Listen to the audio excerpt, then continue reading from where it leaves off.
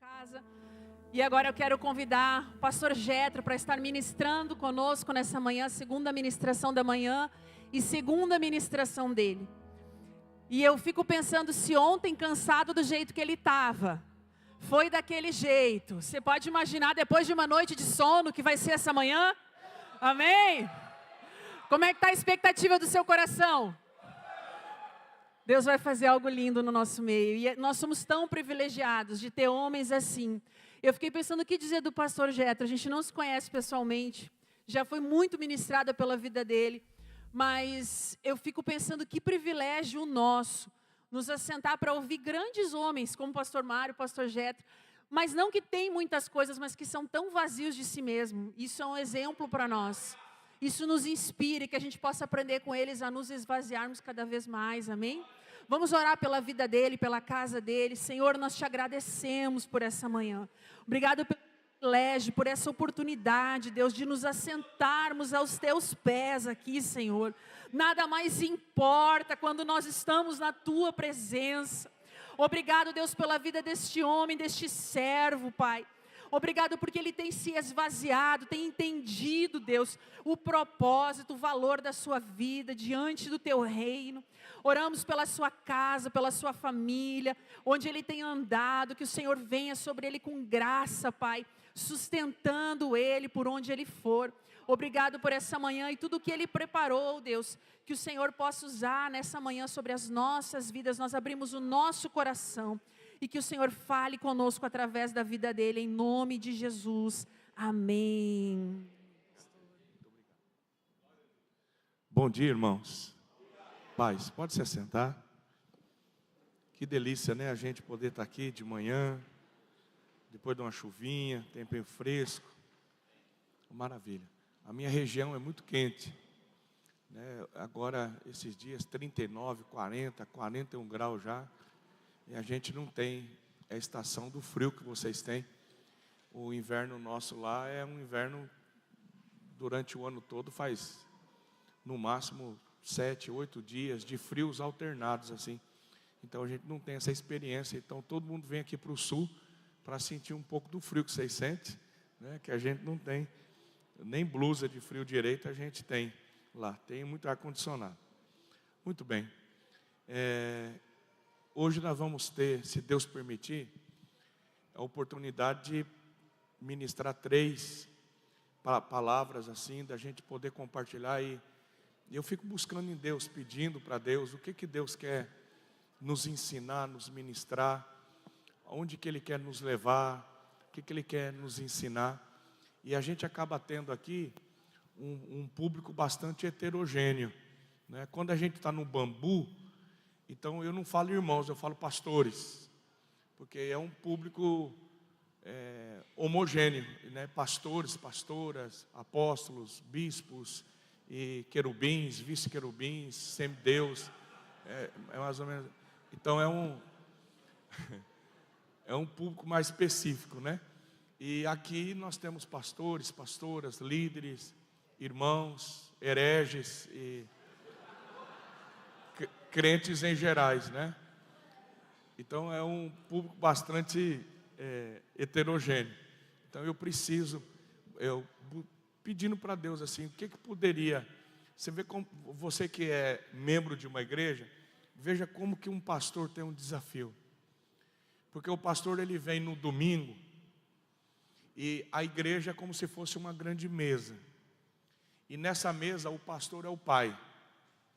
E aí na mesa senta os filhos, os mais velhos, os mais jovens, os adolescentes, algumas crianças, talvez não ficam crianças, mas pelo menos adolescentes. Senta na mesa aqueles que já são crentes há 20, 30 anos, que já leram a Bíblia e já ouviram mensagem há 30 anos. E vem o visitante que nunca leu nem o Salmo 23. Olha o desafio de um pastor. O pastor tem que dar um alimento aqui, que vai alimentar a criança espiritual, o cara que já é maduro, experiente espiritual, porque o crente velho que vem na igreja, ele quer ouvir um trem assim, que, o pastor pregou demais hoje, né? E o visitante vem e ele tem que entender Olha como que é difícil você dar papinha para uma criança e tem que dar pirão, né? Dar churrasco para os mais velhos. Então, Deus tem que dar muita graça mesmo, muita graça, para que a gente possa alcançar todas essas pessoas. E na verdade, a gente não consegue, mas o Espírito Santo é aquele que convence do pecado, da justiça, do juízo. A gente que é pastor é muito legal, porque eu trabalho com célula a vida toda. Eu nunca pastoreei sem célula. Desde que eu saí do seminário, eu sempre pensei comigo, eu quero ter uma igreja, e sempre pensei igreja igual Jesus. Uma igreja que eu possa formar líderes, e esses líderes vão formar outros líderes, né? Porque, infelizmente, a igreja, ela anda na contramão. Jesus formou líder e depois abriu igreja. A gente abre igreja e depois quer formar líder, né? A gente quer fazer as coisas que Jesus não fez, né? Jesus primeiro formou a base. A hora que os líderes estavam prontos, ele falou assim, agora tudo bem. Agora a gente vai começar a formar, a montar a igreja. Então eu sempre pensei nisso, mas é legal isso que eu estou falando, porque às vezes a célula compartilha durante a semana o que eu preguei no domingo. Então a minha secretária pega a mensagem que eu preguei, eu passo meu esboço para ela, e ela pega essa mensagem, faz algumas perguntas, ela desenha, faz um esboço da mensagem, numa linguagem que a célula vai poder, porque célula não é lugar de pregação. Célula que o líder prega não multiplica. Então é proibido pregar na célula. Quando eu vou fazer supervisão numa célula, o cara está pregando, eu falo, para. Célula não é para virar igreja, célula é lugar de compartilhamento, onde todo mundo tem que falar, todo mundo tem que compartilhar. Você entendeu? Quando uma célula, amado, quando o líder da célula ele é pregador, a célula não multiplica, porque o cara olha e diz assim, eu não consigo pregar igual esse líder, e não é para pregar mesmo. A célula é para, o líder da célula é o facilitador, ele facilita o compartilhamento. Estão ligados? Eu sei que eu estou ensinando alguns aqui, porque tem uns caras doidos para pregar na célula, né? Olha que, eu não sei porque que eu entrei nisso, mas já entrei, eu vou até o fim. Então, olha aqui para mim. Irmãos, a igreja tem que tirar da mentalidade algumas coisas que a religião impregnou a gente. Porque a gente sai de Roma, mas Roma não sai da gente. Roma colocou na igreja a figura do sacerdote, a figura do santo padre, na santa igreja, na santa missa, no santo ofício, na santa ceia, entendeu? Tá ligado? Mas isso é uma outra conversa. Então, o que a igreja, o que as pessoas admiram? O santo sacerdote no santo ofício. Agora, pensa comigo, quantos sermões Jesus pregou em 3 anos e meio? Quantos sermões Jesus pregou em 3 anos e meio? Você só lembra de um, que é o Sermão do Monte. 3 anos e meio, e você não vai se lembrar de 2 sermões de Jesus, você lembra de um. Por quê? Porque Jesus estava querendo ensinar que a igreja, ela não se multiplica por causa de um sermão no domingo à noite. Irmãos, a igreja não multiplica no sermão de domingo à noite, ela se multiplica durante a semana, no compartilhamento daquilo que as ovelhas não se multiplicam dentro da igreja, as ovelhas se multiplicam fora da igreja. Então, mas a gente nós estamos tão impregnados isso, que o sonho de alguns é pregar. Jesus ressuscitou, glorificado. Jesus passou 40 dias depois de ressuscitado. Fala para mim, quantos sermões Jesus pregou depois de 40 dias? Quantos cultos Jesus fez depois de 40 dias? O que Jesus ficou fazendo 40 dias? Sentado na mesa com os discípulos, ensinando e compartilhando. Porque a multiplicação não é no altar, a multiplicação é na mesa. A nova Jerusalém que vai descer do céu, não vai ter templo, não vai ter púlpito, vai ter uma praça.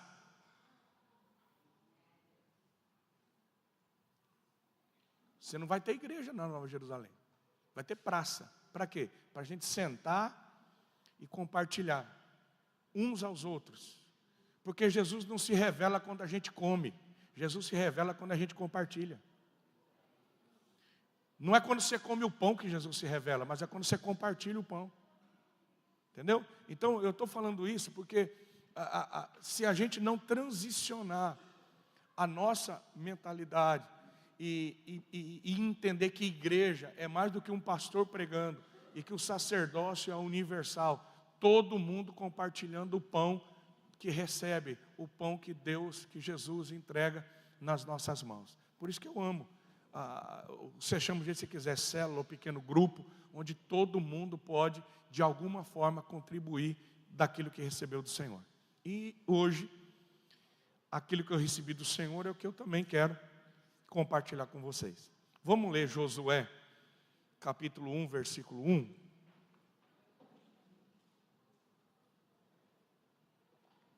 E a gente vai conversar sobre isso. Todo mundo conhece?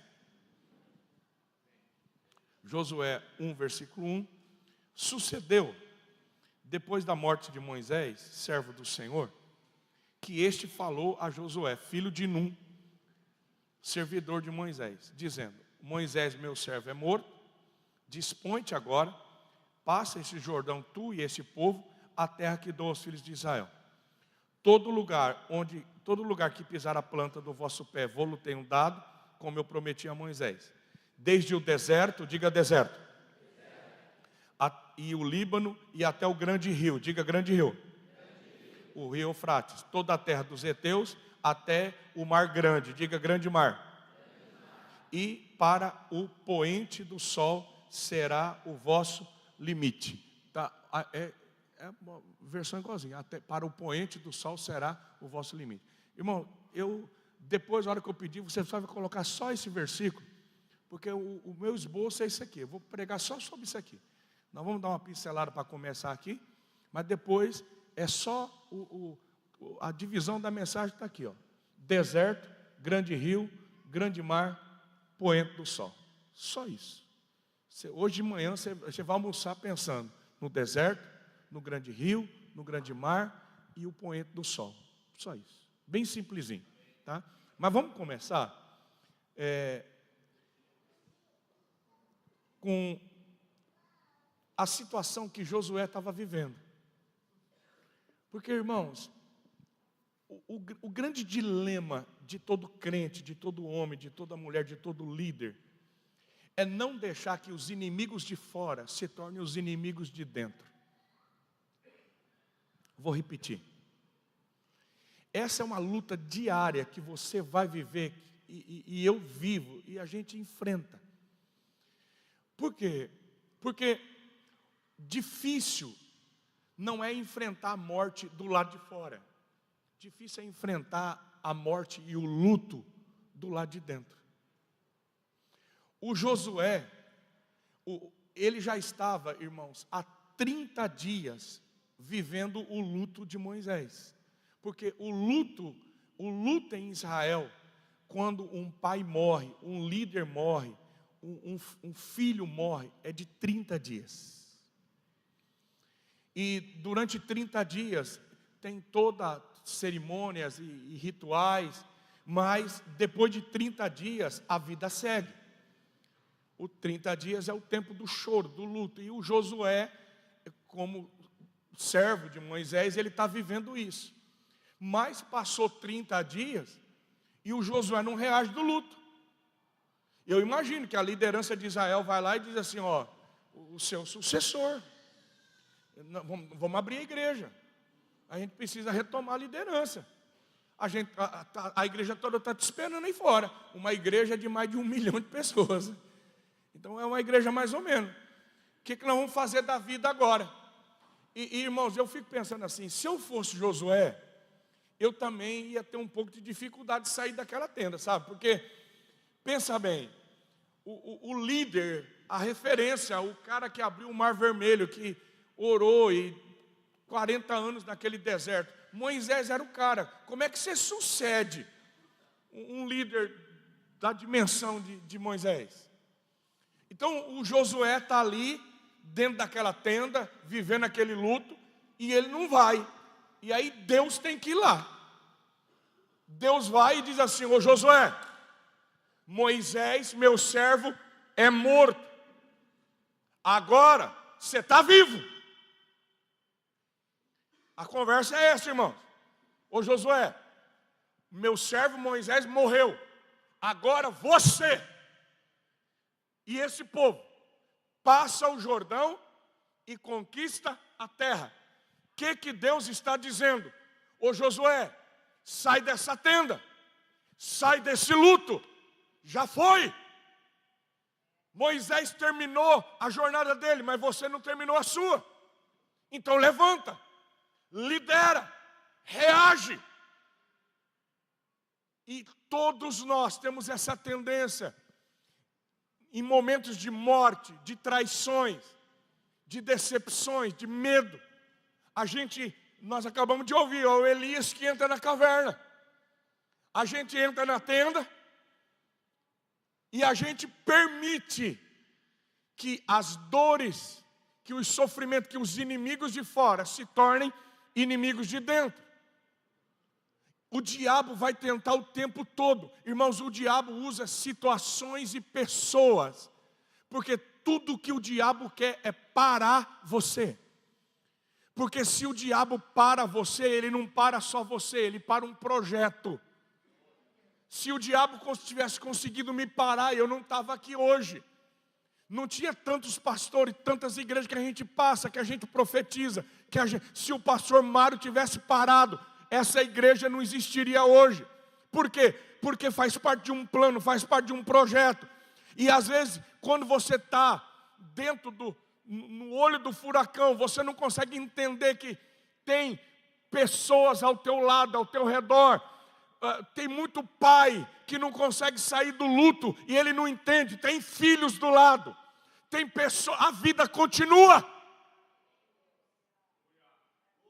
Eu me lembro de uma família em Andradina que o pai teve que sepultar uma filha, morreu num acidente de ônibus. Mas ele tinha mais 3 filhos. E esse pai e essa mãe entraram num luto tão grande. A mãe ainda reagiu, mas esse pai não superou a morte da filha. E eu não esqueço nunca, irmãos.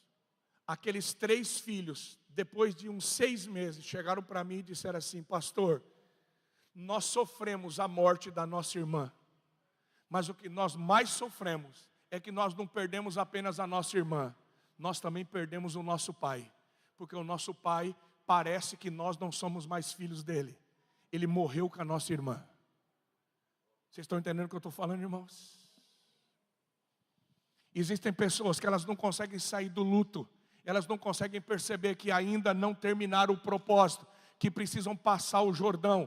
Irmãos, algumas pessoas não conseguiram sair da pandemia. Existem pessoas que estão presas na pandemia do Covid ainda. Vocês acabaram de passar uma enchente. Muitas pessoas morreram, muita gente perdeu tudo. Irmãos, existem pessoas que não vão conseguir sair dessa enchente. Não conseguem sair do trauma. Não conseguem sair da tenda. Tem pastores que quando vivem uma divisão, homens e mulheres que quando vivem uma traição, uma separação, uma perda, uma demissão, isso afeta tanto. E Deus me trouxe aqui essa manhã para dizer para você: sai desse luto, sai dessa tenda, sai desse lugar. Não permita que as dores de fora paralisem você por dentro. Não permita isso. Ô Josué, sai desse lugar, Josué. Levanta, passa o Jordão, conquista a terra. E aí eu gosto, irmãos, eu gosto demais da promessa de Deus. E isso não é frase de efeito, é profético. Deus disse assim: Josué, onde você pisar, a planta dos seus pés, eu te entrego para você. Irmão, tem coisa na Bíblia que é literal. Pensa comigo. Qual foi a primeira vez que Deus disse para alguém: agora pisa a terra e toma posse dela? Foi para Abraão. quando Abraão vai para a terra prometida, para Canaã, Deus diz assim: agora, Abraão, levanta os teus olhos e olha para a direita, para a esquerda, para o norte e para o sul. Olha, toda essa terra que você está vendo, eu estou dando a você e a sua descendência para sempre. Agora, Abraão, levanta e percorre a terra no seu comprimento e na sua largura. Onde pisar a planta dos pés, eu estou dando para você. Agora, irmãos, fala para mim. Deus já não tinha dado a terra? Tinha. Deus já não estava mostrando. Se você está vendo lá? Abraão não estava vendo. Por que Deus disse agora para Abraão? Agora você vai, o que você está vendo, você vai pisar. O que é isso, irmãos? Será que Deus queria que Abraão fizesse caminhada? Será que Abraão estava precisando fazer Não é isso. Tem um sentido isso. E eu queria, em nome de... Abre teu coração, por favor. As suas mãos têm digitais civis. Os seus pés têm digitais espirituais. Eu vou repetir isso. O mundo físico reconhece as suas mãos. O mundo espiritual reconhece os seus pés. Creia no que eu estou falando, irmãos. Irmãos, as coisas visíveis, as coisas naturais, elas revelam, tudo fala. Como é que os animais demarcam o território? Os animais não demarcam o território. A natureza reconhece o território é delimitado, é marcado. O mundo espiritual sabe quando o homem de Deus está pisando uma terra. Fala para mim, quem que disse para o endemoniado gadareno que Jesus tinha chegado em Gadara? Jesus não mandou o WhatsApp, não tinha publicação no Instagram, não tinha cartaz dizendo Jesus está chegando, vai ter cruzada. Jesus está cruzando o mar, irmãos. A Bíblia diz que o endemoniado está lá no cemitério, ele mora nas catatumbas. Você sabe a história. O endemoniado está nas catatumbas. Quando Jesus, a Bíblia diz que quando Jesus desce do barco, quando Jesus pisa a terra, o endemoniado sai correndo do cemitério e ele se joga aos pés de Jesus.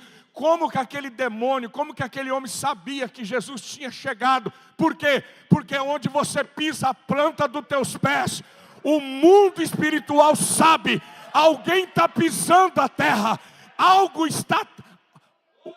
Irmãos, o mundo espiritual sabe quando um homem de Deus chega numa nação, numa cidade, numa região. Nós temos feito caminhadas de fé. Bairros onde as células não rompem. Cidades onde não há multiplicação. Irmãos, eu estou há 25 anos na mesma cidade. E eu falo isso para a glória de Deus.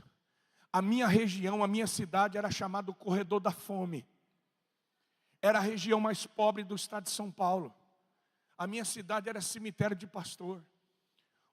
Você imagina você ir morar numa região chamada Corredor da Fome. Não tinha trabalho, um lugar de miséria. Para a glória de Deus, irmãos, a violência, a fome, o desemprego.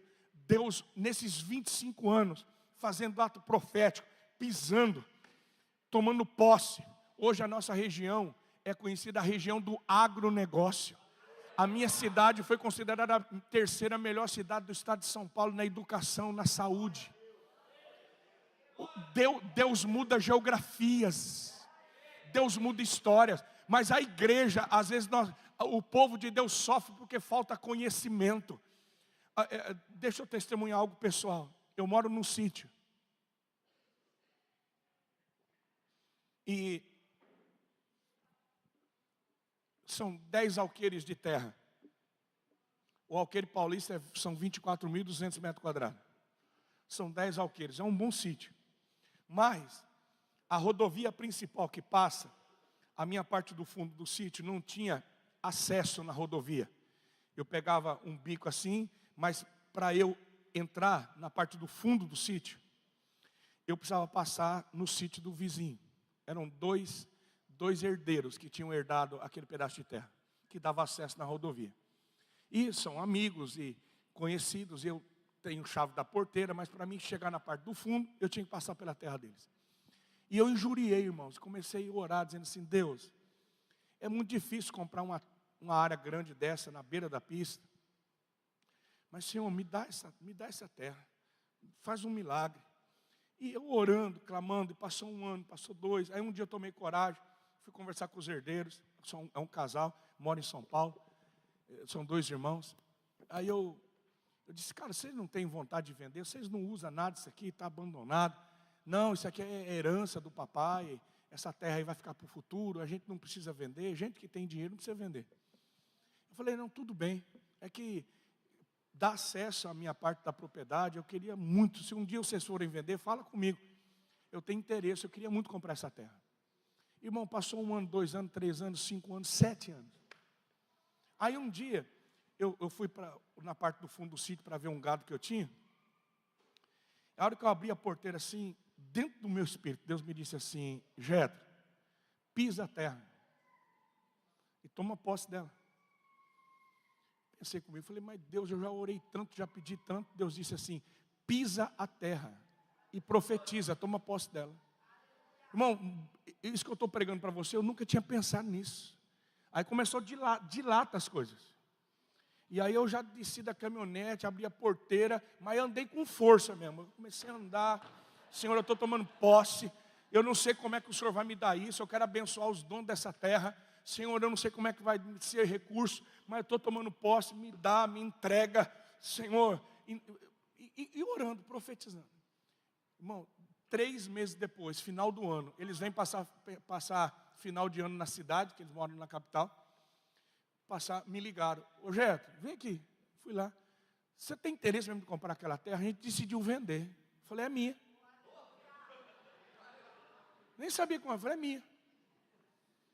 Pois é, a gente está querendo tanto. Eu falei: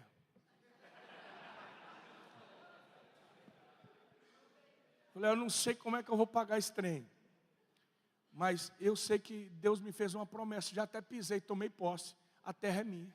Jeto, a terra é tua. Vamos passar a escritura. Você paga quando e do jeito que você quiser. Está tudo pago, irmãos. Está tudo certo. Então, eu estou tentando fortalecer sua fé, porque às vezes nós somos muito tímidos nas coisas. Não é tomar posse daquilo que é dos outros, mas é tomar posse daquilo que Deus tem para você. Olha aqui para mim, guarda essa frase: aquilo que você carrega autoriza você conquistar aquilo que você pisa. Vou repetir: aquilo que você carrega autoriza você conquistar o que você pisa. Lembra dos sacerdotes carregando a arca? Deus disse: os sacerdotes vão pegar a arca da aliança, a arca da presença da glória, e quando os sacerdotes pisarem nas águas do Jordão, o que Deus vai fazer? Deus vai segurar a correnteza. Veja bem, a questão não era pisar, pastor Mário, a questão era aquilo que eles carregavam. O que eles carregavam? Uma promessa. Eles estavam debaixo da promessa da obediência. Quando você carrega uma promessa, e quando você carrega a presença, a arca, a glória de Deus, aquilo que você carrega autoriza você conquistar aquilo que você pisa. Se você carrega uma promessa: eu vou te dar a cidade, eu vou te dar o bairro, eu vou te dar essa casa, eu vou te dar essa empresa. Quando você tem uma promessa de Deus, você pode chegar e dizer: estou pisando e tomando posse em nome de Jesus de Nazaré. Tem alguém que recebe essa palavra aqui? Aprenda a colocar digitais, fazer caminhadas de fé e pisar em nome de Jesus. Amém? Joia. É isso. Deixa eu ver onde que eu estou. Maravilha. Então vamos lá. Está aqui, ó. Agora, projeta aquele versículo para mim, querido. Que depois dessa breve introdução, a gente vai entrar na mensagem. Olha só. Então, para quem... Eu sou bom batista. A mensagem está dividida em 4 títulos, tópicos. E depois eu vou dividir em alguns subtópicos. Brincadeira. Olha só. Qual que é o tema dessa mensagem? Os limites da conquista. Porque olha só. Esse será o vosso limite. O que Deus está dizendo para Josué? Josué, os limites da conquista são 4. Onde é que começa? Desde o deserto, vai até o grande rio, depois vai até o mar grande, e depois até o poente do sol. Esse será o vosso limite. Então Deus está dizendo assim, Josué, os limites da tua conquista vai ser do deserto até o grande rio, do grande mar, até onde o sol se põe. Só isso. Veja como que é simples. Muito simples. Então, pastor, onde começa a conquista? Diga deserto. Eu não queria que fosse assim, irmão. Eu não sei porque que está na Bíblia esse trem. Mas o deserto é passagem obrigatória. Irmãos, o deserto é ponto de partida. Jesus não pregou nenhum sermão. Jesus não curou nenhum enfermo. Jesus não fez nenhum sinal sem antes passar pelo deserto. E não foi o capeta que levou ele. Foi o Espírito Santo. Não é o diabo que te leva para o deserto, é Deus. Por que Deus nos leva para o deserto, irmãos? Oséias 2,14, vocês sabem de trás para frente. Oséias 2,14, Deus diz assim: portanto, eis que eu te atrairei e te levarei para o deserto, e ali lhe falarei ao coração. Deus nos leva para o deserto, porque o deserto é um lugar onde Deus consegue acessar o nosso coração. Irmãos, o deserto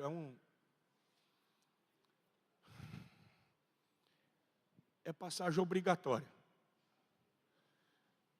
Deus matricula todo filho dele no deserto. Ele matriculou Jesus, Abraão, Moisés, Davi, o apóstolo Paulo, João Batista. Então vejam bem, não tem como você fugir disso. Se você não passou por lá, prepara, você vai passar. Todo mundo precisa se formar na escola do deserto. A gente não vai morrer no deserto, mas Deus nos atrai, Deus nos leva para o deserto. Tudo começa no deserto, irmãos, porque o deserto tem o poder de nos desconstruir. O ser humano é extremamente arrogante. O ser humano, irmãos, é extremamente orgulhoso.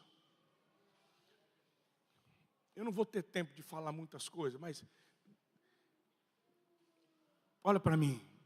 A igreja, os crentes confundem os frutos da carne com os frutos do diabo. Os frutos da carne são um. Os frutos do Espírito são outros. Mas os frutos da carne não são os frutos do diabo. Estão entendendo o que eu estou falando? Porque as obras da carne não tem nada a ver com Satanás. Tem a ver com a tua essência caída, com a minha essência caída. O homem não precisa do capeta para ser orgulhoso. Você já nasceu assim. O diabo não precisa colocar inveja. O diabo não precisa colocar maldade dentro do teu coração. Você já é mal na tua essência. Nós temos uma carne caída. Da onde que vem os adultérios? Da onde que vem os assassinatos? Não vem do diabo, vem de dentro do coração do homem. Então a gente joga para o diabo aquilo que está dentro de nós. Deixa eu jogar luz nisso aqui. Vejam bem. Vou dar só alguns exemplos. Fruto do Espírito, amor. Fruto da carne, ódio ou medo. Porque o oposto de amor é medo. Onde tem amor não tem medo. Na verdade, o ódio é porque a pessoa tem medo. Você odeia tudo que te dá medo. Tudo bem. Pastor, veja bem, fruto da carne, ódio. Fruto do Espírito, amor. Qual que é o fruto do diabo? Porque a gente pensa que o ódio é fruto do Satanás. Não é. É da carne. Então, Jesus diz assim, ó. Deus plantou o trigo. À noite veio o tentador, veio o diabo e plantou o joio. Você já viu o joio e o trigo? A última vez que eu estive em Israel agora, eu estava uma semana antes da guerra, antes do atentado, eu estava em Israel. E eu fui exatamente numa eira, onde eles estavam malhando o trigo. E é muito legal porque eles colocaram o trigo e o joio junto. Ninguém sabe o que é trigo e o que é joio. É igualzinho. Você olhando assim, você não sabe o que é joio, o que é trigo. Qual que é a diferença? É que o trigo tem essência, o trigo tem semente, o trigo é íntegro. O joio é vazio. O joio não tem essência. O joio não tem integridade. Porque, escuta bem, integridade não tem a ver com comportamento. Integridade tem a ver com fruto. Porque até o diabo consegue ser íntegro, mas o diabo não tem fruto. Porque essa integridade que o pessoal pensa aí, tem muito maçom, satanista, bruxo, que é mais íntegro em comportamento que muito crente. Então, olha para mim, integridade não tem a ver com comportamento. Integridade tem a ver com essência. O trigo e o joio são igualzinho, mas o trigo tem essência, ele tem semente, ele produz. O joio não, o joio é vazio, é xoxo, mas é igual. Então, você já pegou o insight. Veja bem, toda vez, onde que o diabo planta o joio? Onde Deus plantou o trigo. Não é maldição, irmãos, presta atenção. Toda vez que Deus plantar uma semente na tua vida, o diabo vai vir e vai plantar outra. Toda vez que Deus fizer uma promessa na igreja, Mário, o diabo vai vir e vai plantar uma semente também. Porque Jesus disse que Deus planta o trigo, o diabo vem e planta o joio. Onde que o diabo planta? Onde Deus plantou. Por isso é que Jesus disse que o joio está crescendo junto com o trigo. E não dá para a gente arrancar o joio, porque se a gente arranca o joio, a gente arranca o trigo junto. Quem tem poder de arrancar o joio não é o pastor e nem a igreja. Quem tem autoridade de arrancar joio são os anjos de Deus. Pastor não tem que ficar perdendo tempo para ficar tentando achar joio. Porque é Deus que vai fazer isso.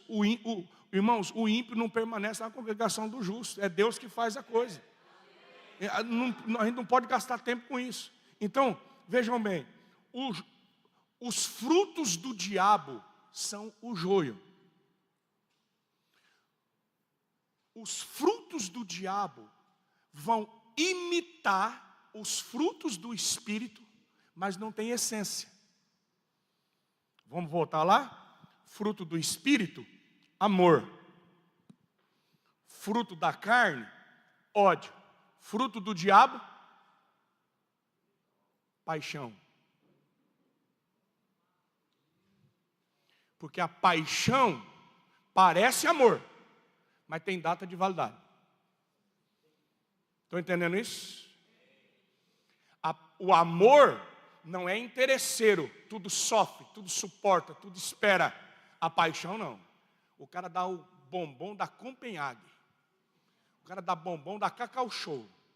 Ele manda um buquê de flor, porque ele está apaixonado. O que ele quer? Eu quero ela para mim. Eu vou dar o bombom e ele fica esperando. Vai dar certo, ela vai ser minha.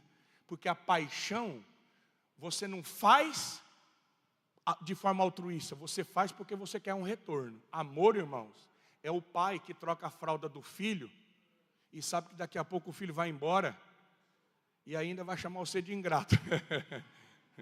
Mas tudo bem. Então, vocês estão pegando o que eu estou falando? Veja bem, o fruto do Espírito é alegria. Fruto da carne é tristeza. Fruto do diabo, prazer. Porque o prazer te dá alegria, mas passa. A alegria do prazer tem data de validade. A alegria que o Espírito dá, você pode estar dentro de uma UTI, você pode estar dentro de uma prisão. O apóstolo Paulo diz: alegrai-vos comigo. Novamente digo, alegrar. A alegria do Espírito não tem a ver com o momento. A alegria do Espírito tem a ver com a minha essência, com a minha esperança, com a minha fé. Agora o prazer não é? Então a droga dá alegria? Dá, mas é a alegria do prazer. O sexo dá alegria? Dá, mas é a alegria do prazer. O álcool dá alegria? Claro que dá, mas é a alegria do prazer. Depois passa. A alegria do Senhor não passa. Estão entendendo o que eu estou falando? Então, eu não sei nem por que eu entrei nisso. Mas eu estou falando do deserto. Porque no deserto, irmãos, Deus, Ele começa a tratar a essência do nosso coração. No deserto, Deus consegue acessar e Deus começa a desconstruir isso que nós herdamos desde Adão, essa nossa autossuficiência. Irmão, no deserto você não tem ninguém. No deserto você só tem Deus. Olha, eu não sei se você já foi lá. Eu não sei se você já viveu um momento na tua vida. Sabe aquele momento onde o pai não te ajuda, a mãe não te ajuda, o amigo não te ajuda, o pastor não te ajuda. Você olha e diz assim: meu Deus, as pessoas às vezes até querem ajudar a gente. E às vezes até atrapalha, porque você diz assim: pelo amor de Deus, você não está entendendo. Você não consegue me ajudar. Você não está entendendo, mãe. Você não consegue me ajudar. Ô pastor, eu sei que o senhor me ama, pastor, mas o senhor não consegue me ajudar. Porque o deserto, irmãos, é um lugar que Deus nos leva, que tudo que você tem é o céu. A terra não tem nada para você. Em uma das viagens que eu fiz para Israel, foi muito legal, porque o nosso guia, ele lutou as 3 guerras, ele foi do exército de Israel. E hoje ele é um judeu messiânico que entregou a vida a Jesus. Ainda está vivo, é um bem velho já, chama Salo Capusta.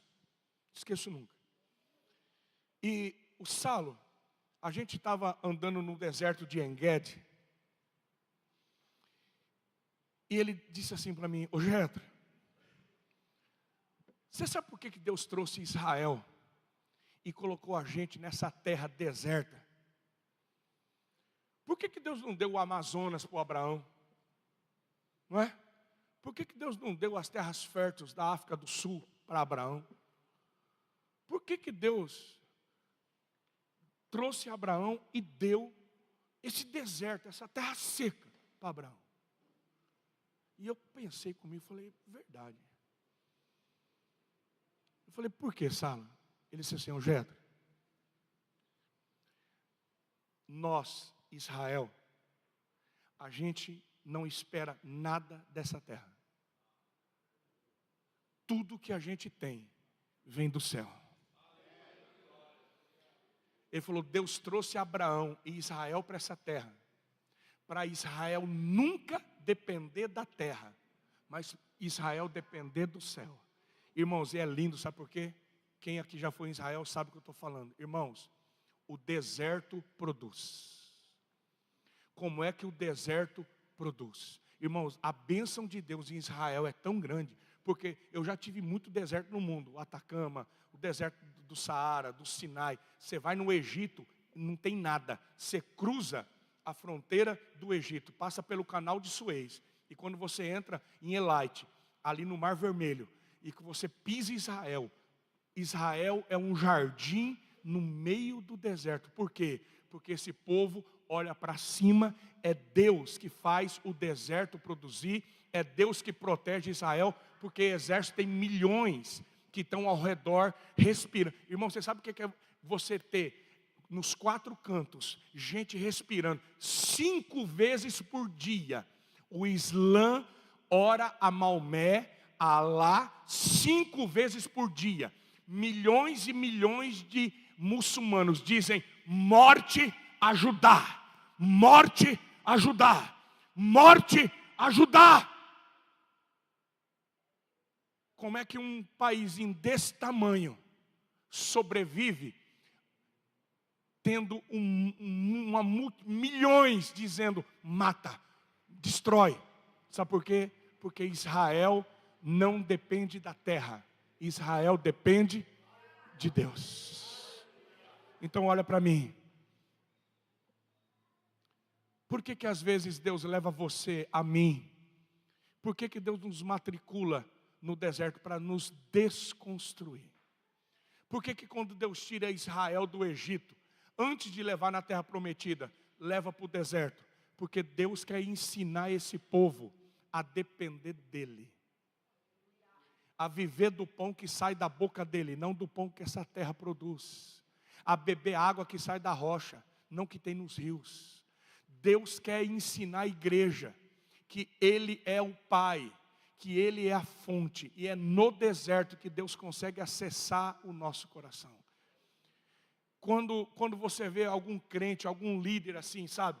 Nós temos essa tendência. Quando você ouve muito o cara dizendo assim, é porque eu construí, eu prego, eu fiz. Sabe o Nabucodonosor? As minhas mãos fizeram os jardins suspensos da Babilônia, né? Então, quando você vê uma pessoa muito é só uma questão de tempo. Deus vai dizer: fica tranquilo que eu vou acessar teu coração. E aí você vê que tem gente que não sai do deserto, porque não aprende nunca a lição. Nós temos que aprender a viver nele, por ele, para ele. O homem nada tem se do céu não for dado, é dele. Tudo bem, você já entendeu? Então, toda conquista, tudo que Deus vai fazer na tua vida, primeiro, é deserto. O teu casamento vai começar no deserto. A tua empresa vai ter que começar no deserto. O ministério começa no deserto. Faculdade começa no deserto. Não tem jeito, irmãos. A vida é assim. Mas graças a Deus que no deserto é um lugar onde a gente aprende a contar estrelas. Irmão, é um paradoxo isso, porque as visões e os sonhos Deus nos dá no deserto. Você já viveu situação que você está vivendo a maior pindaíba da tua vida, pastor Humberto? Aí vem um profeta e diz: assim diz o Senhor, eu tenho coisas grandes e firmes que não sabes, eu vou te levar, eu vou fazer. Já viu isso, Mário? Ainda não terminou. Aquilo que você não viu, que você não ouviu. E aí Deus começa a dar, você fala assim: Deus, eu estou lascado, não tem dinheiro para pagar o gás. E Deus diz: vou te levar nas nações da terra. Pai do céu. Irmãos, eu não tinha nem passaporte, não tinha dinheiro nem para pegar um ônibus. E uma profeta diz: eu vejo um passaporte carimbado. Eu falei: deve ser de qualquer outro aí mesmo. Nem passaporte eu tenho. Eu vejo você entrando em aviões, eu vejo bandeira de nações. Onde você estava, Jeto? No deserto, sem pai, sem ter o que comer, numa pindaíba, doente. E no deserto Deus te dá sonhos, Deus te dá visões, Deus te manda contar estrelas, Deus faz promessas. É no deserto que Deus dá os desenhos daquilo que a gente vai construir. Diga: eu recebo. E aí, irmãos,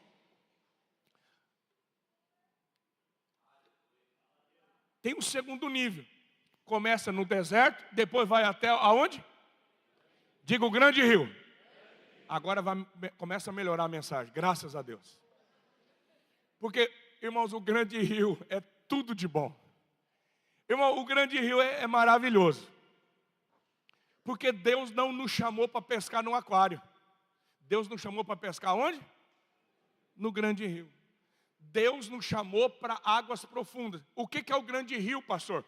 O grande rio é onde você constrói os sonhos que Deus te deu no deserto. O grande rio, irmãos, é onde você vive os sonhos e os propósitos que Deus te deu. O grande rio fala de pescaria. O grande rio fala de prosperidade. O grande rio é onde você faz a tua faculdade, constrói a tua casa, é onde você casa, é onde constrói a igreja. É o grande rio, é lugar onde você realiza o sobrenatural de Deus. É onde você consegue levantar aquilo que você nunca imaginou, nunca sonhou.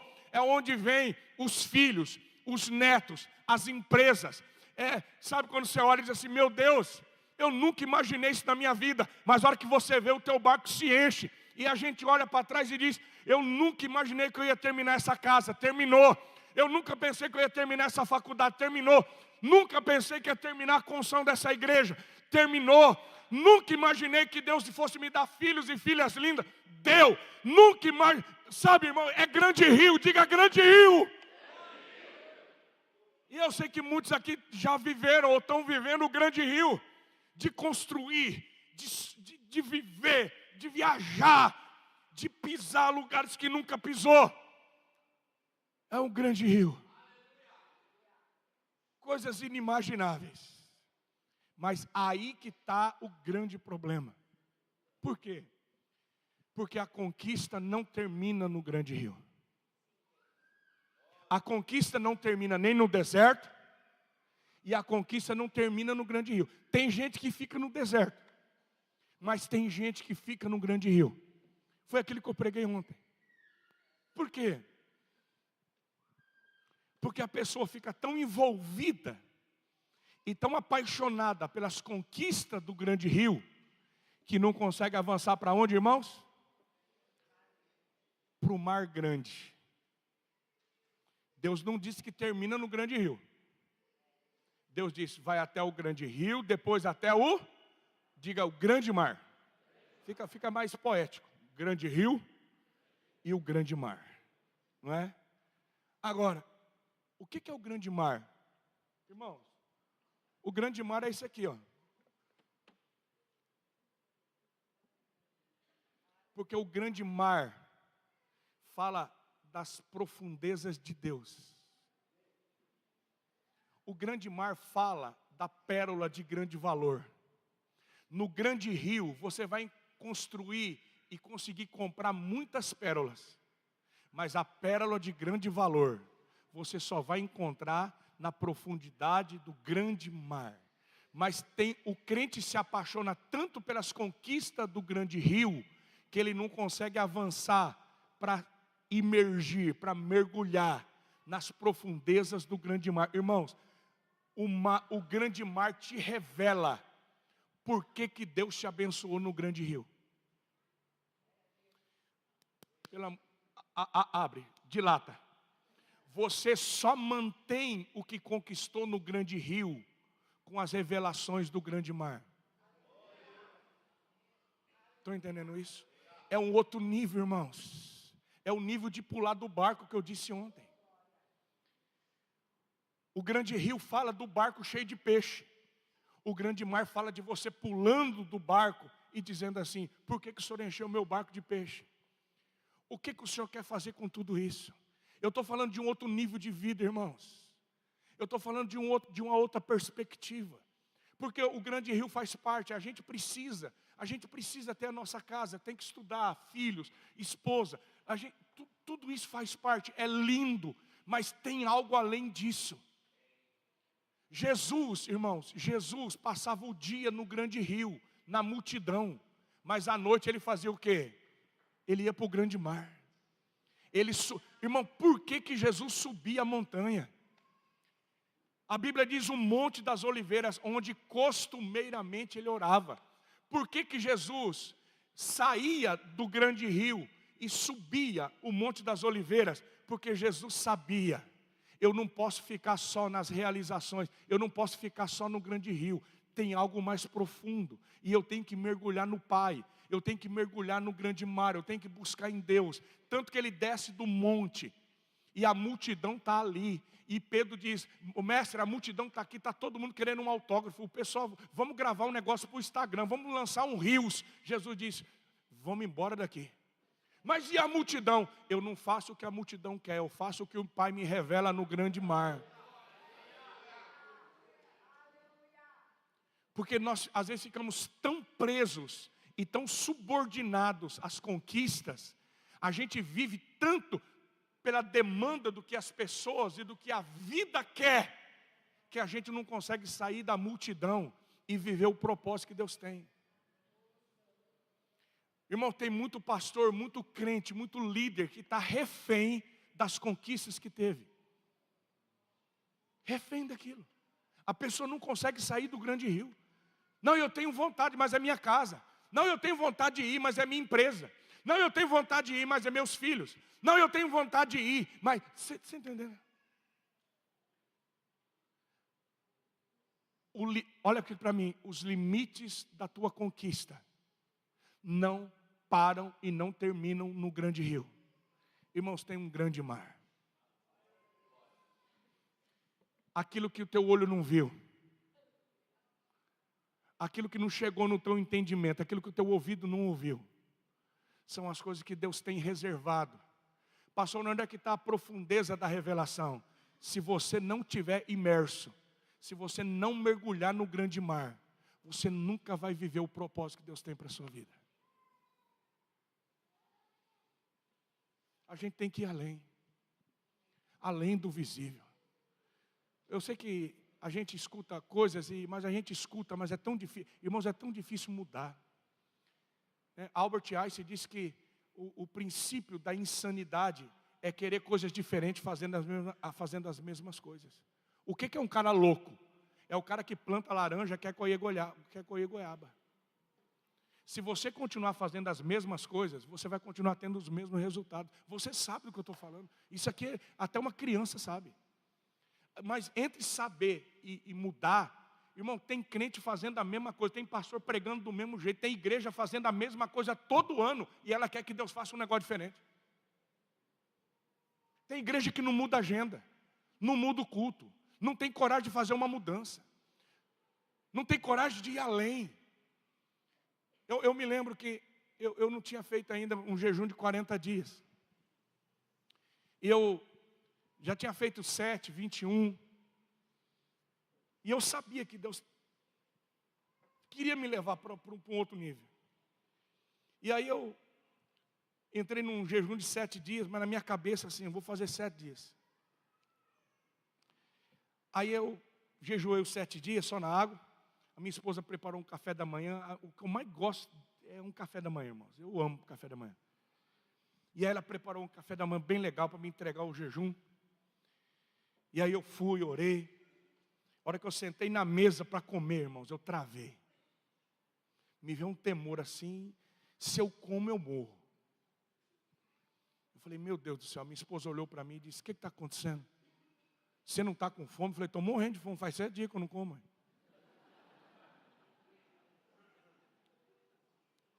Eu falei, então por que você não come? Eu disse, eu não consigo. Mas o que está acontecendo? Eu falei, não sei. Aí saí da mesa e fui orar. Eu disse, Deus, me deixa comer, Deus. Deus me disse, não, Jéssica. Eu quero que você complete 40 dias. Nesses 40 dias, eu vou separar 3. E você vai morrer. Deus me disse assim, eu não queria curar Lázaro. Eu queria ressuscitar Lázaro. Eu não queria manifestar em Lázaro o poder da cura. Eu queria manifestar em Lázaro o poder da ressurreição. Deus me disse, Jeto, tem coisa na tua vida que você quer que eu cure. E o poder da cura não resolve. Só a ressurreição. Você está querendo que eu cure algumas coisas no teu casamento. Não dá para curar, Jeto, tem que morrer. E o processo de morte são 3 dias. Deus precisou de 3 dias para matar Jonas no ventre do peixe. 3 dias Jesus ficou para vencer a morte, dentro da sepultura. 3 dias Saulo não comeu e não bebeu. Esther, 3 dias sem comer e sem beber. Então, guarda o que eu vou te falar, o processo de morte são 3 dias.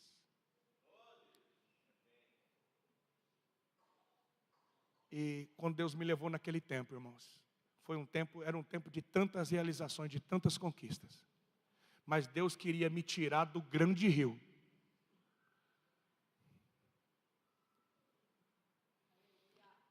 Olha para mim, igreja. A gente nunca vai conseguir imergir. Você nunca vai conseguir viver imerso se você não morrer. Porque é morrendo que se vive. É perdendo que se ganha. É dando que se recebe. A gente gosta de João Batista, porque João Batista disse que eu diminua e que ele cresça. A gente já tem dificuldade de diminuir. Mas Jesus não disse para você diminuir. Jesus disse para você morrer.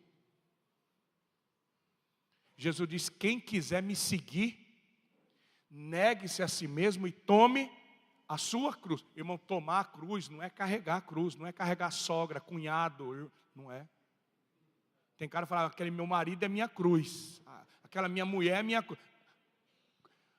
Quem quiser me seguir, negue-se a si mesmo todo dia e tome lugar na cruz. O que é tomar a cruz? É ir para a cruz todo dia. Paulo diz, já estou crucificado com Cristo, não mais vivo eu. Tomar a cruz é decidir morrer todo dia. E a gente não quer morrer, irmãos. Por isso que a gente não quer ir no grande mar. Porque quando você mergulha no grande mar, você está morrendo para você mesmo, você está morrendo para a tua vontade. A gente gasta tempo orando, convencendo Deus que Ele tem que fazer o que a gente quer. Fala para mim, você ora para quê? Para pedir. Ô Deus, eu quero que o Senhor faça não sei o quê. Ô Deus, eu estou precisando de... Será que o teu pai não sabe o que você precisa? A gente ora, irmãos, a gente ora, não é para a gente fazer a vontade dEle, a gente ora para Deus fazer a vontade da gente. E a oração que Jesus nos ensinou é, Pai, seja feita a tua vontade e não a minha. Qual é a vontade de Deus? Que você morra. A oração tem que ser assim, Deus, não seja feita a minha vontade, não é o que eu quero, é o que o Senhor quer. Mas a gente ora pedindo para Deus fazer o que a gente quer.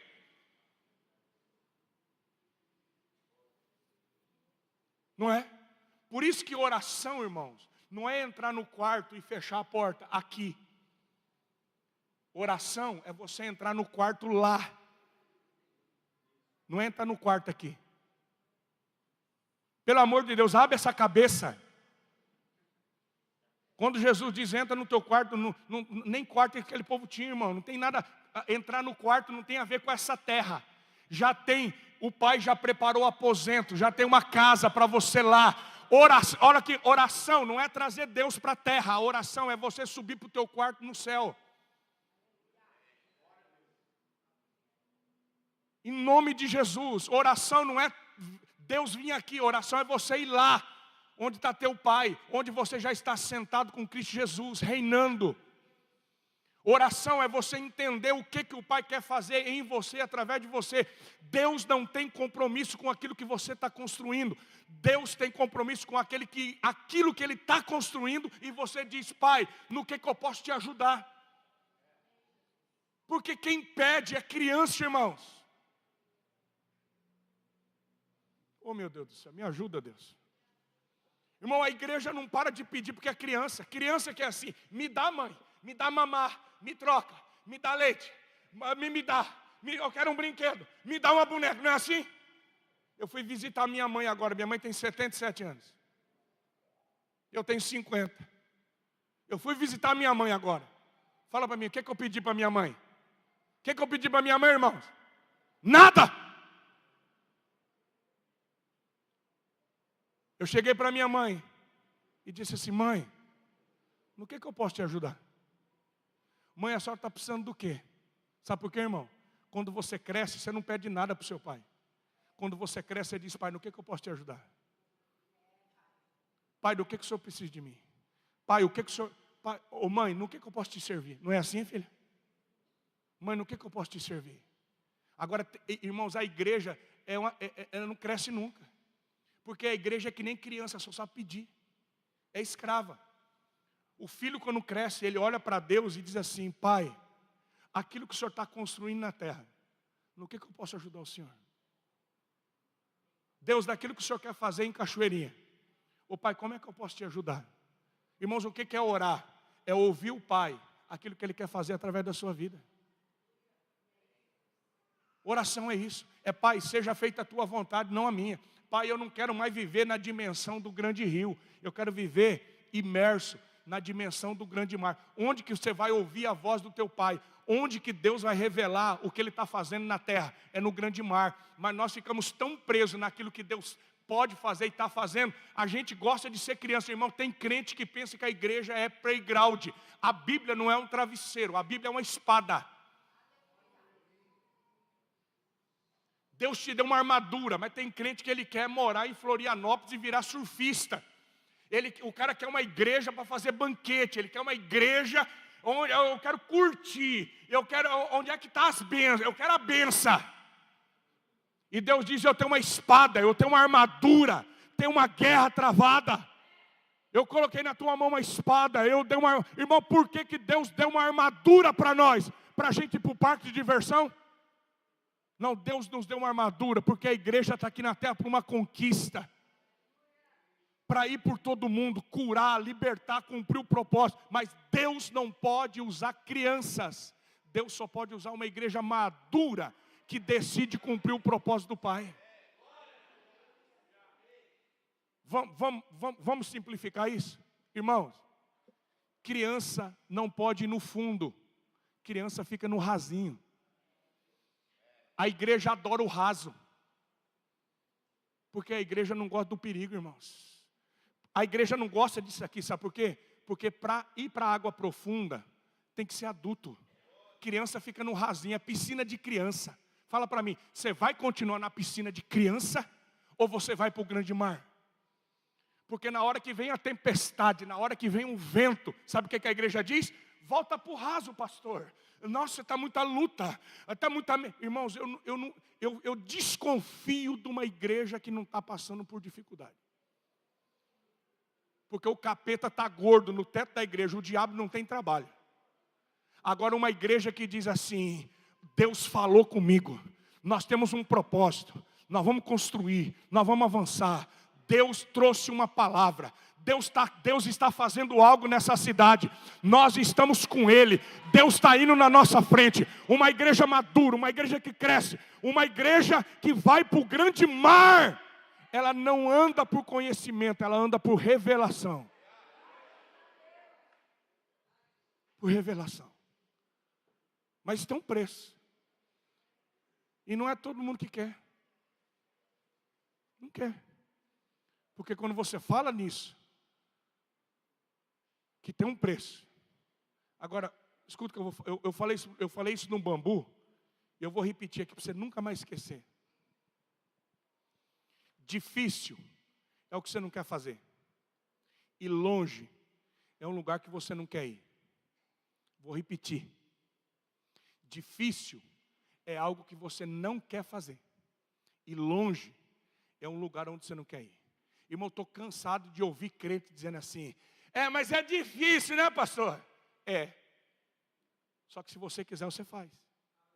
É que é longe. Pois é, o cara apaixonado, irmão, o cara quando está apaixonado, ele vai de jumento, ele vai de jegue, ele vai de bicicleta, ele atravessa enchente, ele vai nadando. Fala para mim, tem distância para um homem apaixonado, irmãos? Rapaz, o cara pula muro, ele enfrenta cachorro bravo. Não tem distância, irmãos. Não tem distância quando você quer fazer algo. Não tem. Fala para mim, quando o teu filho entra em convulsão, tem distância para você socorrer seu filho? Não, sabe por quê? Porque você quer. Então olha aqui para mim, nunca mais diga é difícil, diga eu não quero fazer. Seja honesto. Nunca mais diga é longe, diga eu não quero ir. Porque a igreja fica mentindo. Não é, pastor, eu até queria, sabe? Mas é difícil. Tenha santa paciência, rapaz. Santa paciência. Então, nós precisamos tomar decisões na nossa vida. Nós precisamos. Agora, por último, guarda o que eu vou te falar. Ou você paga o preço, ou você vai pagar o prejuízo. Eu vou repetir. Ou você paga o preço, ou você vai pagar o prejuízo. Porque eu conheço algumas igrejas há mais de 20 anos. E são crentes e igrejas que nunca quiseram ir para o grande mar. Igrejas que nunca quiseram mergulhar, que nunca quiseram correr risco, que nunca quiseram enfrentar as ondas e a tempestade. Continuam no rasinho, só que estão vivendo o prejuízo. Porque nunca experimentaram o propósito e a plenitude que Deus tem. Vou terminar agora. O último. Então, onde é que nós estamos? No grande mar, não é isso? Tem tanta coisa que eu escrevi aqui, mas vou terminar. Então nós começamos. Onde é que estão os limites da conquista? Começamos no deserto, fomos até o grande rio, aí fomos até o grande mar, e agora, onde é que termina, irmãos? Diga, onde o sol se põe. É poético, é romântico, né? O poente do sol. Onde que o sol se põe? Diga, no oeste. Está vendo? Já está sabendo.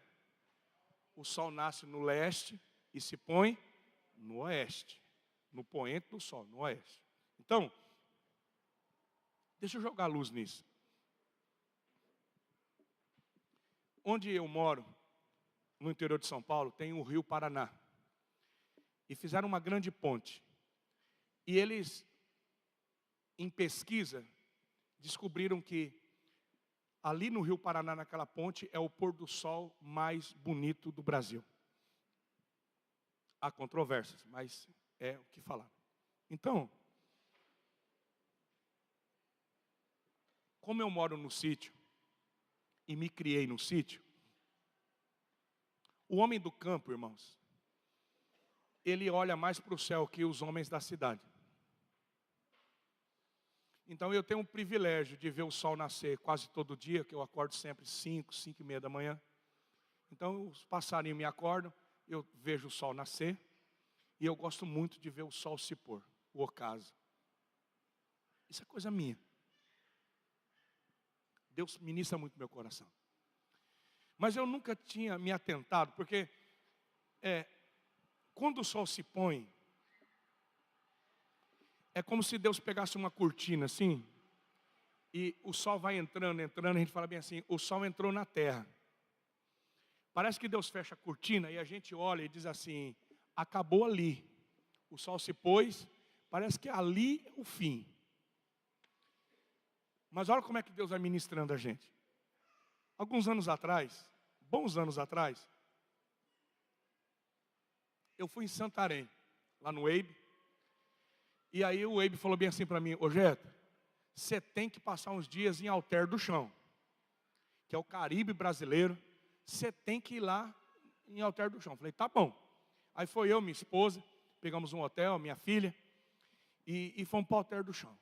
E aí fizemos passeio, ficamos lá naquela praia de água doce, o rio Tapajós assim, coisa mais linda do mundo.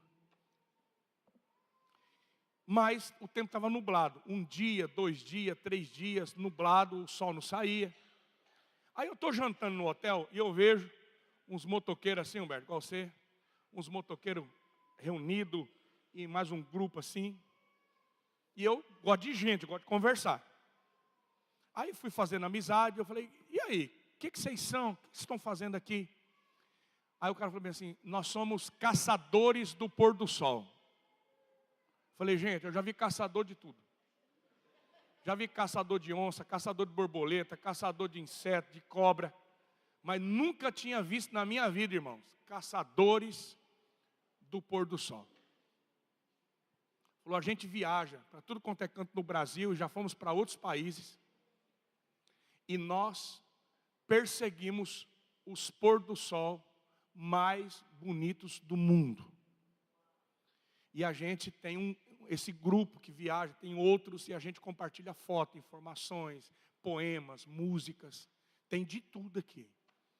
Ele falou bem assim, mas o senhor é pastor, né? Eu falei, sou. Ele falou, então ora para Deus, Porque faz 3 dias que nós estamos aqui e o sol não veio ainda. Está nublado, está chovendo. E aí eu falei, eu vou orar, porque agora eu também cismei, porque eu também quero ver esse tal do pôr do sol, porque eu nunca tinha pensado em caçadores do pôr do sol. Ele falou assim, ó, o sol se põe dentro das águas do rio Tapajós aqui. E dizem que é um negócio surreal, de chorar, de arrepiar. Eu falei, então nós vamos orar. E aí, brincando, dando risada, no outro dia, graças a Deus, o sol saiu. Irmão, chegou de tardezinha, o cara pegou a gente de barco e levou numa praia, no meio do rio Tapajós. Irmãos, é um mar de água, transparente, assim, um espelho. E uma ilha de areia, um banco de areia, no meio do rio Tapajós.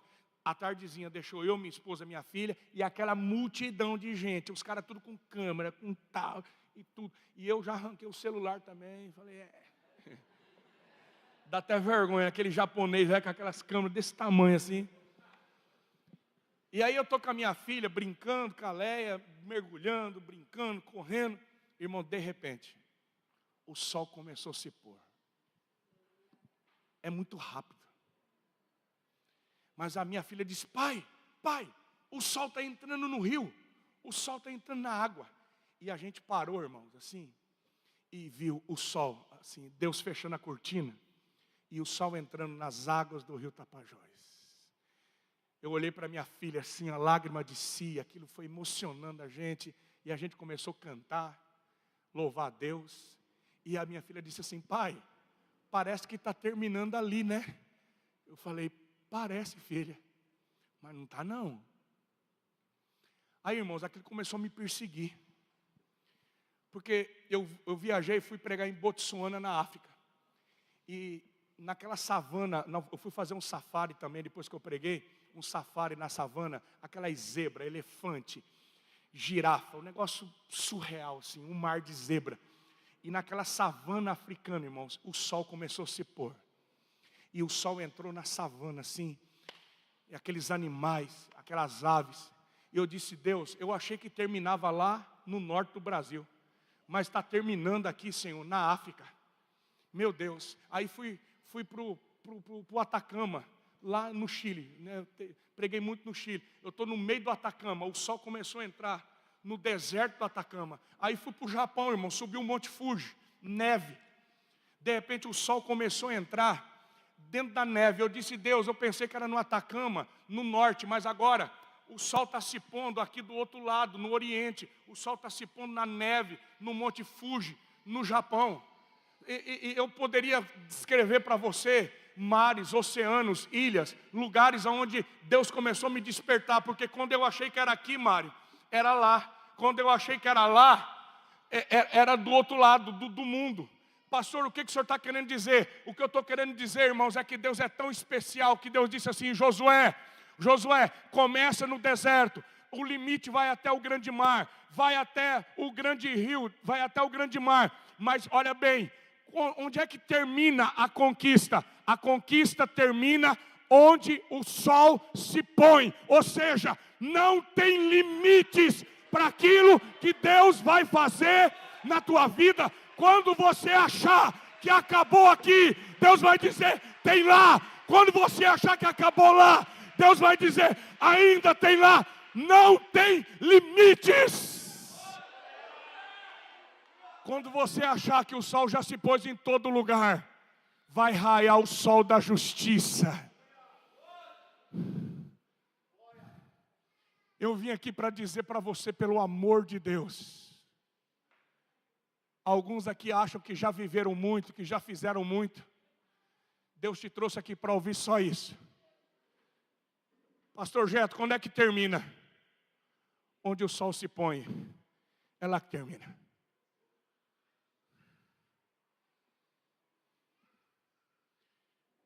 Você ainda não viu o que Deus quer fazer na sua vida. Você ainda não conseguiu pensar naquilo que Deus quer realizar através de você. Irmãos, eu estou numa expectativa muito grande, sabe por quê?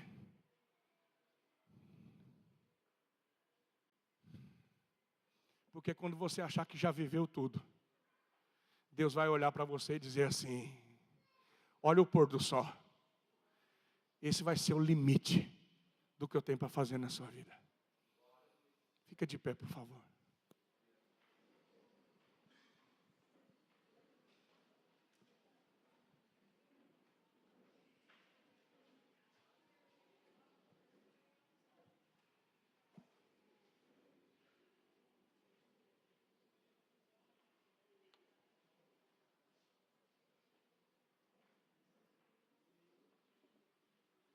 Nós vamos orar.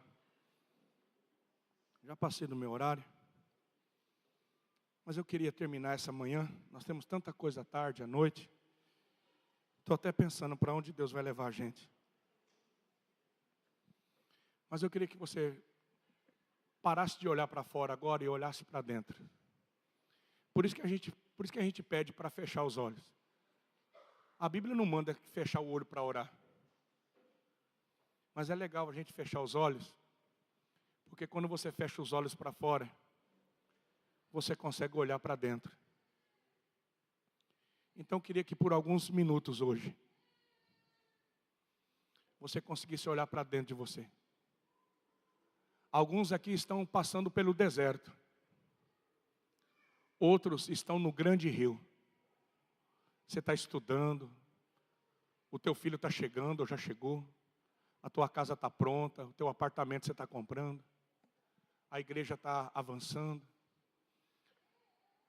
Muitos estão no grande rio. Pastor, estou terminando de construir minha casa, comprei meu carro, meu netinho nasceu, meu filho está chegando. Pastor, Deus me deu tanta coisa. Eu estou conseguindo construir coisas que eu nunca pensei em construir. Mas Deus está nos dizendo essa manhã, eu quero que você vá além do grande rio. Eu preciso que você mergulhe no grande mar. Josué, sai desse luto, Josué. Sai dessa tenda. Sai desse deserto. Josué, sai desse medo. Sai dessa ansiedade. Josué, levanta. Moisés morreu, mas você está vivo. Levanta, Josué. Aquilo que eu tenho para fazer na tua vida ainda não terminou. Então sai dessa tenda. Josué, eu quero que você passe pelo grande rio. E eu quero que você vá até o grande mar. Mas Josué, quando você achar que já viu tudo, olha para o pôr do sol. Porque esse vai ser o limite do que eu tenho para você. Você nunca vai entender, Josué. Irmãos, a gente nunca vai entender. Porque o que Deus tem para nós vai além dos limites humanos, da nossa mente, do nosso coração. Então eu queria que a gente cantasse e a gente vai orar. Sabe, eu sinto tanto de Deus aqui, renovando sonhos, esperança. Deus dizendo dentro do teu coração, eu quero que você vá além. Eu quero que você mergulhe no mar, porque eu tenho revelações, eu tenho tanta coisa para dizer. Clama a mim, responder-te-ei, anunciar-te-ei coisas grandes, ocultas, firmes. Irmãos, que se tem uma coisa que Deus gosta é de revelar os mistérios para aqueles que são íntimos, para aqueles que são os fiéis da terra. Deus está nos chamando para um outro nível hoje. Para de pedir e fala, Pai, eu cresci, eu estou aqui. O que o Senhor precisa de mim? Pai, o que o Senhor está construindo, coloca meu nome. Para de ser criança, para de ficar pedindo coisa. Não gasta tempo orando, pedindo nada não. Porque o teu Pai sabe o que você precisa antes de você pedir. Sobe para o teu quarto. Não entra no quarto aqui na terra não, entra no teu quarto lá no céu. E fala, Pai, eu estou entrando aqui no meu quarto.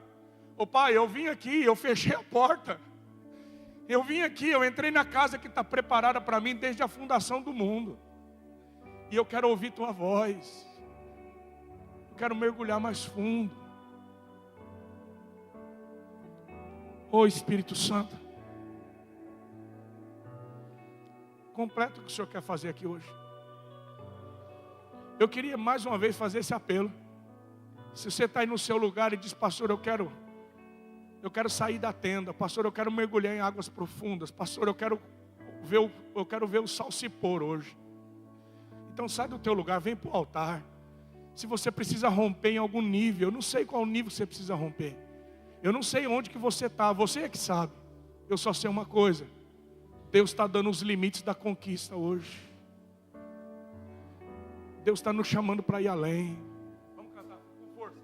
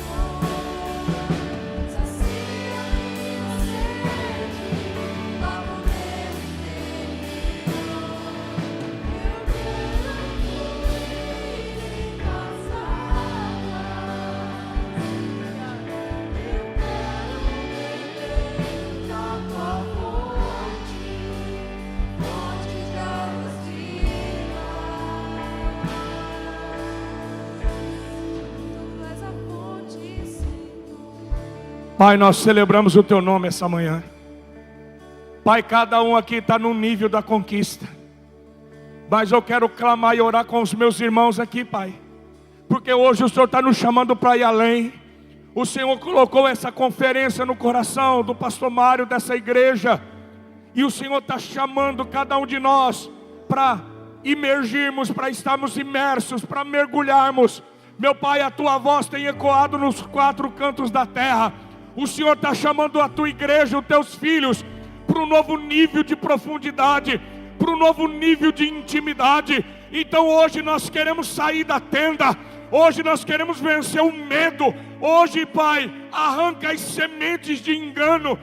Toda semente que o diabo plantou, todo sofisma, toda mentira, caia por terra agora. Você não vai terminar no deserto. No deserto Deus te dá sonhos. No deserto Deus te prepara. Mas o grande rio é onde você vai viver, construir. Você vai romper. Mas você não vai parar no grande rio. Você não vai parar nas conquistas. Você vai para o nível da revelação. A pérola de grande valor, o nível de intimidade, está no grande mar, nas profundezas do Espírito. Mergulha hoje. Faz um propósito com Deus. Pai, eu quero mergulhar mais fundo. Eu quero orar como eu nunca orei. Eu quero entrar no meu quarto aí em cima, Deus. Pai, leva-me além. Eu quero viver o que eu não vivi. Eu quero aprender o que eu não aprendi. Eu quero jejuar como nunca jejuei. Eu quero cantar como eu nunca cantei. Eu quero dançar como eu nunca dancei. Eu quero ver o sobrenatural, Deus. Deus coloca uma sede no nosso coração. Hoje nós estamos pulando do barco, Deus. Hoje nós queremos mergulhar mais fundo, como filhos adultos. Nós abrimos mão e rejeitamos o medo. Não tenha medo de pular, minha filha. Não tenha medo de pular, meu filho. Não tenha medo das águas profundas. Não deixa a tua mente te paralisar. Não. Vá além do teu entendimento. Vai além. Senhor, ensina-nos a ver, ensina-nos a olhar o sol se pôr.